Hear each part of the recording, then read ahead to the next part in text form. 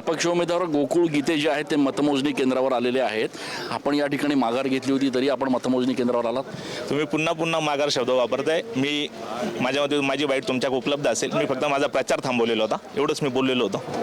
आणि त्या ठिकाणी माझ्या कार्यकर्त्यांनी मी घरात बसल्यानंतर पण या मतदारसंघात प्रचार केला आणि लोकांनी त्यांना उत्स्फूर्त प्रतिसाद दिलेला आहे. आणि त्यामुळे मला खात्री आहे, म्हणून मी या ठिकाणी आलेलो आहे. आजच्या निकालाकडनं काय अपेक्षा आहे? मी सांगितलं ना, मतदारांनी उत्स्फूर्त प्रतिसाद दिलेला आहे. लोकांनी मला त्या ठिकाणी नक्कीच मतदान केलेले आहे आणि म्हणून मी या ठिकाणी आलेलो आहे. एकनाथ शिंदे असतील किंवा गिरीश महाजन यांनी मनधरणी तुमची केली होती. 100% मी त्यांच्या मनधरणीला त्या ठिकाणी पाठिंबा देऊन त्या ठिकाणी घरात बसलेलो होतो. आपल्याला पण त्या ठिकाणी माहीत आहे सर्व. म्हणजे आपण घरात बसलेला होता तरी मतदारांनी आणि माझे जे कार्यकर्ते होते यांनी त्या ठिकाणी जोशामध्ये प्रचार केला आणि यंत्रणा आणि निवडणूक पुढे नेलेली होती. पण तुम्ही एकनाथ शिंदे साहेबांना पण मोबाईलवरती ते सांगितलं की मी प्रचार करणार नाही, महायुतीच्या उमेदवाराला मतदान करा. नाही, हे मी नव्हतं सांगितलेलं. ते गणेश भाऊ बोललेले होते तेवढ. मी ते शब्द बोललेले नसेल, तुम्ही एकदा चेक करा.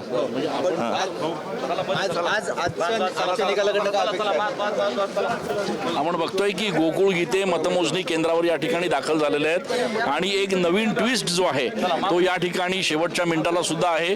कारण कालपर्यंत जे गोकुळ गीते म्हणत होते की मी या ठिकाणी माघार घेतलेली आहे, तेच गोकुळ गीते आज म्हणतात की मतदारांनी उत्स्फूर्तपणे मला मतदान केल्यामुळे मी या ठिकाणी निवडून येणार आहे. त्याच्यामुळे या संपूर्ण निकालाकडे आता राज्याचं लक्ष लागलंय. कॅमेरा पर्सन आकाश येवलेसह मी चंदन पूजाधिकारी, TV9 मराठी.